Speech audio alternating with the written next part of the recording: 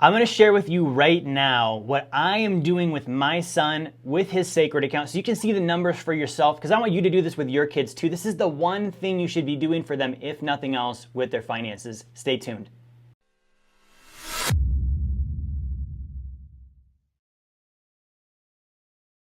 Hey, Jerry Fetta here, CEO and founder of Wealth Dynamics, with your weekly wealth walk, showing you on Walking the Walk with My Wealth. I want to share with you what I'm doing, the behind the scenes in my wealth building journey, because a lot of the gurus, a lot of the influencers out there aren't actually practicing what they preach, right? So a little bit about me. I've been in the financial services industry since the age of 18. I worked with Dave Ramsey. I worked with one of the largest financial service companies in the country. I think it is the largest.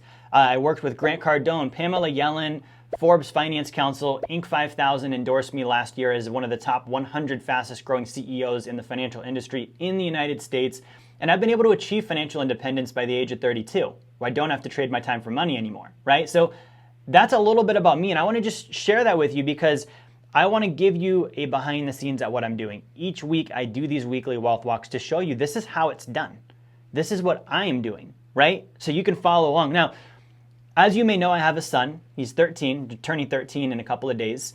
His name's Sammy, right? And so Sammy's at the age where we're starting to be able to teach him finances, right? And some kids it may be sooner, some it may be later. Sammy is my bonus son. I came in his life a little bit on the later side in the last year. So I haven't had the last 12 years of laying the foundation with him to get him up to speed. So we've kind of been doing a crash course on stuff in the last year, getting him where he needs to be, understanding money. And I want to share with you what I'm doing with him to help build his wealth and the family's wealth, right? Now, we have a sacred account for Sammy, okay? What is a sacred account? It's a high early cash value dividend paying whole life insurance policy. It's designed very specific and particular, and it's something that you can use to become your own banking system. So at the age of 12 right now, Sammy has his own banking system, okay? Now, when I say he has his own banking system, I want to clarify something. I do not pay for Sammy's sacred account. I don't think that makes any sense. I'm not teaching my son that people give you things in life. I'm not going to give him a handout and say, hey, I'm putting my own money into your account for you and I'm just going to give it to you when you turn 18. That's not how life works. Nobody is going to do that for him. So I want to teach him reality, which is if you want a sacred account, you need to earn income. When you earn the income, you need to save 40% of it. And I'm teaching him to earn income first, then to take 40% of that income and put that into a sacred account, right? Very different than, hey, we have this account that we put money into for you, and when you're old enough, we're gonna give it to you, and you can do whatever you want with it. That's not the conversation at all. It's, dude, if you don't make money, you're not gonna have a sacred account. You better make money. Right? So I want to share with you, I'm going to whiteboard some of this out. I also want to share the policy with you. And for those of you that are parents and you're like, man, that's harsh. Guys, the world is harsh. We have a bunch of weak adults right now because their parents raised them like little wimpy babies. They didn't teach them the world. They didn't teach them you got to earn income. You got to work hard. Things aren't just given to you. Nobody's going to feel sorry for you. Nobody's going to give you something just because they're special, you're special and they love you. You have to earn your way through this planet. Right? So when you look at this, I want you to think about the future you're creating. What is the future you're creating? And I saw a great video by a guy, and he was talking about if you were raising a child, if you wanted to teach them patience, which is a good thing, like patience is a virtue, we've heard that, you wouldn't give them easy and fast things. If you wanted to teach them strength, you wouldn't give them shelter and protection from everything. You'd teach them, you got to be able to take a hit. You need to learn to be strong, right?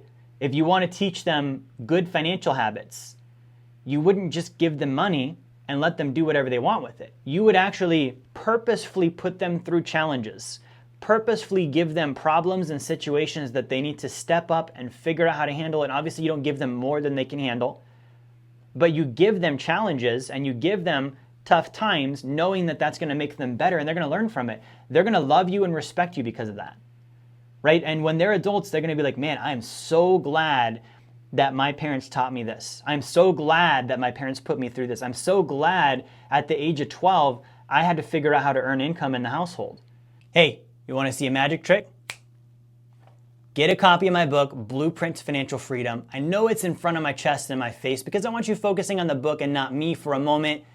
before you go back to focusing on me and the content, right? So I want to share on the whiteboard what it is we're doing with Sammy, because so far it's working very well, right? So the first thing is the income, right? Like, we're not just saying you get an allowance because you're here. The number one rule we have for Sammy is you don't get anything you didn't earn, other than birthdays and Christmas. And if you were a little shit right before, we're not going to give you birthdays or Christmas either, right? You've got to earn that through merit and good behavior. So he understands that, right? Now, the other thing was, we made it really clear to him. We're like, hey, you are on the family's org board. Like, the family, we're a group. Like a group, like a company is a group. We have an organization as a family. We have a purpose as a family. We have goals as a family. We have statistics. All of us have a job. In the family, all of us have a job. All of us contribute to the family, right? So when he was starting to look at, well, how do I earn income, right? Because we had a moment, we went to Iowa a couple weeks back, right? And we helped out with tornadoes. We donated our time. We volunteered. We worked really hard for several days. And it was a good experience with Sammy of learning to work just for the sake of helping. You're getting nothing in exchange, right? And I told him that's the purpose of this trip. We're going to go there. We're not going to get anything in exchange. We're just giving. We're just focusing on helping these people that need help, right? And there was a moment at the end of the trip where we were, we drove out. We had dinner at a restaurant. We were looking around town. And he had the idea that he wanted to get something. He wanted to buy something, right? And so as his dad, I'm walking around the store, and I didn't say anything to him because I wanted to teach him in this moment, right? And he's looking and he's finding this thing and he's finding that thing. He's like, man, I think I really want this one, right? And my response was, good. Do you have any money? No. He said, no, I don't have money. I said, okay, well, I'm not going to just give that to you, right? Like, it's got to be earned. What we did on this trip, we talked about, this is not to get a benefit in return. We're doing this literally with no expectation of anything. We're just helping, right? So if you don't have money, we need to put the item back, and you'd have to come back when you have money, right? Now, what was I doing there? I was planting the seed of him wanting money. After that moment, I guarantee you, he's like, shoot, I need to figure out how to get money. And shortly after that, that became a conversation where he's like, how do I start earning more, right? So here's what we have with Sammy. Sammy has a job in the family, and his job is, he is the housekeeper, right? Now, as an entrepreneur, before I had a son, one of the first things I looked at is like, how do I hire out the cleaning, the laundry, the sweeping, all of these little household items that take my time and attention off of being valuable to other people? Because I don't help people when I fold laundry. I don't help people when I wash my dishes. I actually hired a housekeeper. And they would clean everything, they would walk my dogs, they would do all of this stuff, right? This was a number of years back. Now that I have a son, right, I talked to him and I was like, okay, good. So if I was to hire a housekeeper, I would have to pay them, right? And the reality is, you're 12, 13, you're probably not gonna have a super high chance of going outside of the household and getting money from someone else to bring into the household. So the way that you can be economically valuable and contribute to our family is by saving time and attention from me and your mom, so that we don't have to do the chores, the dishes, the laundry, the this, the that, walking the dog, the whatever. So that's your job on our org board. So he's actually posted on our org board. He's got a title, right? He's in, we call it the estates division. He takes care of the household, right? And he's got a battle plan. Every day you do this and this and this and this and this. And it's not cute little stuff like I put some dishes away. It's like, first thing in the morning, you pick up after the animals, right? You pick up after the animals. You take Kiki, the dog, on a walk, you run her out of energy, you come back, get your breakfast, and then it's chores. It's cleaning the entire bathroom, doing all of the dishes, wiping down the counters, mopping the floors, vacuuming, all of this kind of stuff, right? Now, in exchange for this, he gets 2% of household income. We pay him 2% of the household income, right? So if we make $10,000, he's gonna make $200. If we make $20,000, he's gonna make $400, right?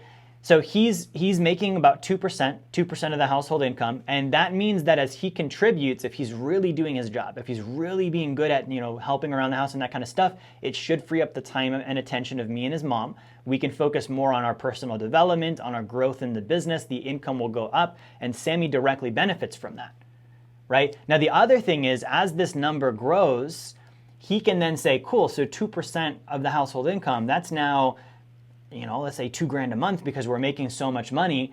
What if I could hire someone and I could pay them half of what I'm making? I pay them $1,000. They do all the chores for me. I keep the other $1,000 in profit. He turns it into his own little business now. And then I step into other things with the family. Maybe I start helping in the business now. Maybe I start helping more with content. Maybe I start doing other stuff, right? So that's what happens. He gets the 2%. Now the 2%, we have this come down, and this is the money he gets. Every single week he gets paid. Now off the top of this, 40% of it goes to his sacred account. At the age of 12, Sammy is doing the things I teach my clients and members to do. Okay, now I don't want to pick on you if you're a client, but if you're an adult and you're not saving 40% of your income, I have a 12-year-old who is. Let's step it up, okay? And I mean that nicely. I'm just kidding with you, but seriously, it's because he's got what? He's got good control of his income. He doesn't have a lot of expenses. You could do that too. Good control of your income and not a lot of expenses, and he takes the 40% off the top and he puts that in his sacred account. Okay? Now, the second thing here is he donates 10% to charity out of every check he gets. Right? So that's going to go to charity right off the bat.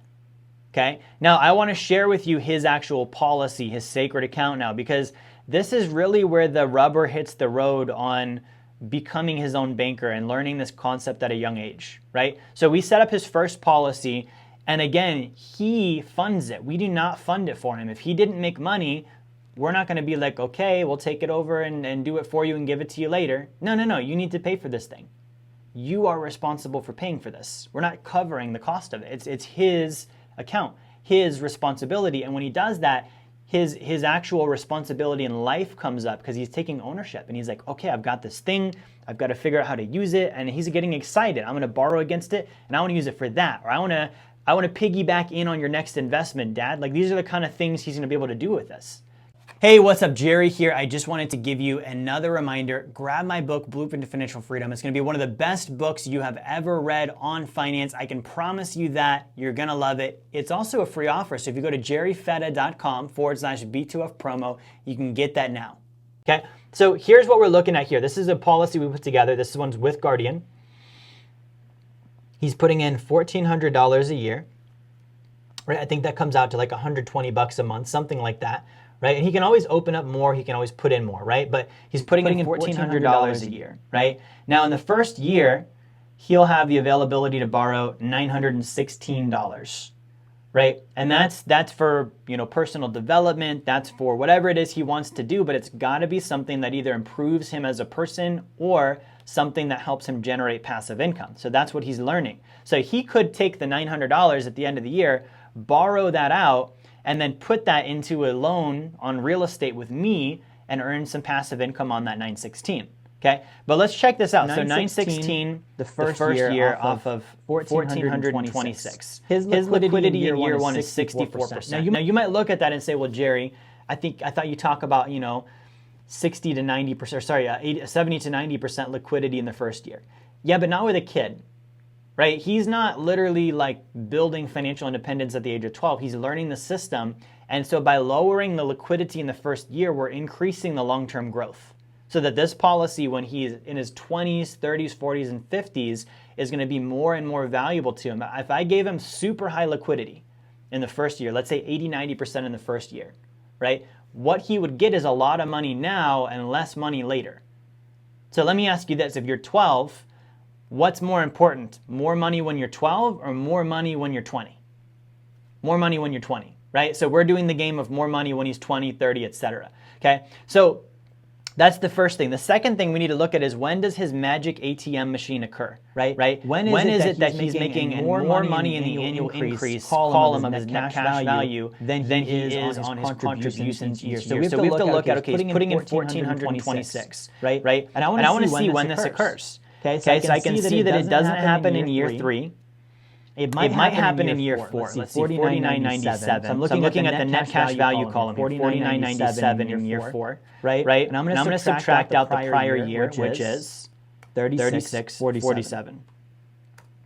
Okay, so it's an increase of $13.50. So he doesn't quite have the magic ATM machine yet. Let's look at Let's look at in year 5.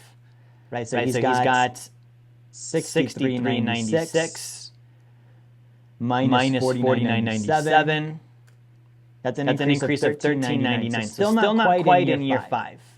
Right, Right, let's check out year 6, 78.51 78.51 minus minus 63.96. Okay, Okay, 14.55. So in year 6, right right here, here, let me put the marker back on. Right Here, here, his cash cash value is is 78.51. 78.51. The prior year it was 63.96. 78.51 minus 63.96. That's where we're getting this number of 1,455.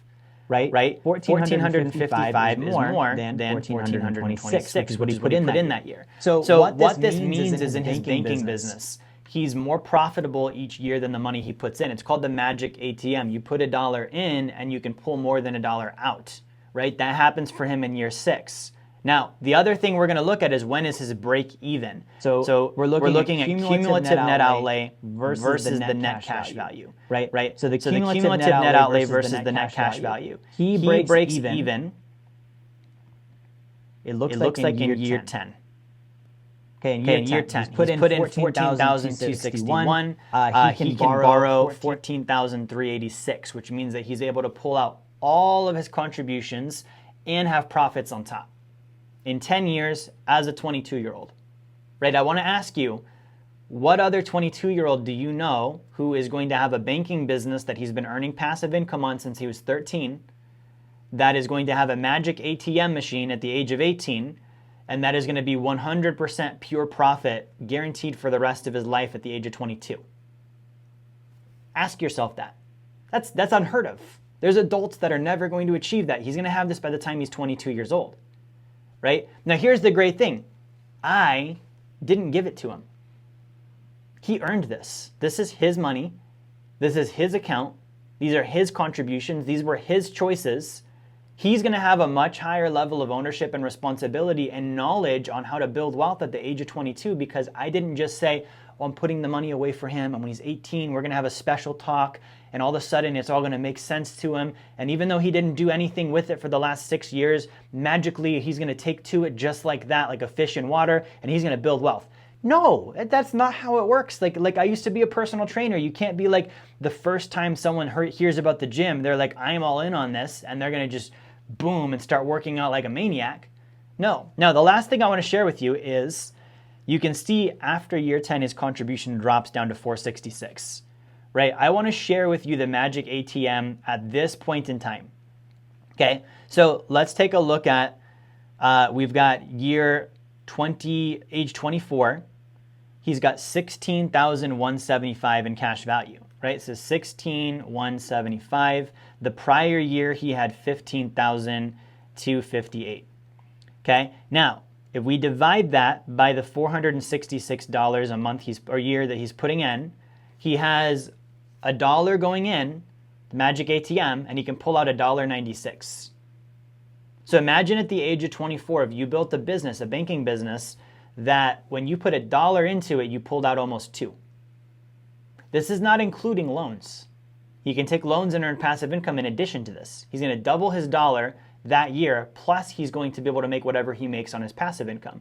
Let's take this down a little further. Let's talk about when he's in his 40s, right? He turns 40.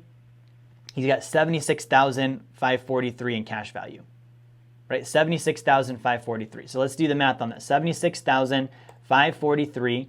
We subtract out, oh, sorry, that's 542 that I put in, 76,543. We subtract out the prior year, which is 72,743. That didn't work. Let's do this math again. 76,543 minus 72,743. He's got $3,800 increase there in cash value. His contribution, what was that? $466. Okay, $3,800 divided by 466 is he puts $1 into his magic ATM machine, and that year he pulls out $8. Guys, he pulls out 8. Think about this. You have an ATM. I want you to really envision this. You go down to your bank, Bank of America, Wells Fargo, JP Morgan Chase, wherever. You stick $1 into the ATM machine, and then the bank instantaneously multiplies that to $8.15. How many dollars would you put in that ATM machine?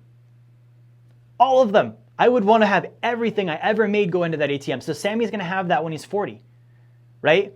That's incredible. He built this, not me, not his mom. That's him. He earned the income. He did the work. He's saving the money. He's being consistent. He's putting in the education, and he's going to have the result of this when he's an adult because of the work that we're doing with him as his parents, as a kid. So guys, that's what I wanted to share with you. And the key here is, again, teaching your kids to earn income. Our society teaches us it's wrong to make kids work. You're being, suppressive, or you're taking advantage of them or whatever. No, he's the kid. He needs to learn these things. If we don't teach him now, he's going to have to learn them as an adult when he finds out that that's the way the world works and nobody prepared him. Right? For me, it's actually more wrong not to. I actually think that's kind of sick. I know that this is reality. I know 100% that this is what he's going to experience, yet I'm not going to tell him about it, and I'm not going to teach him how to handle it, right?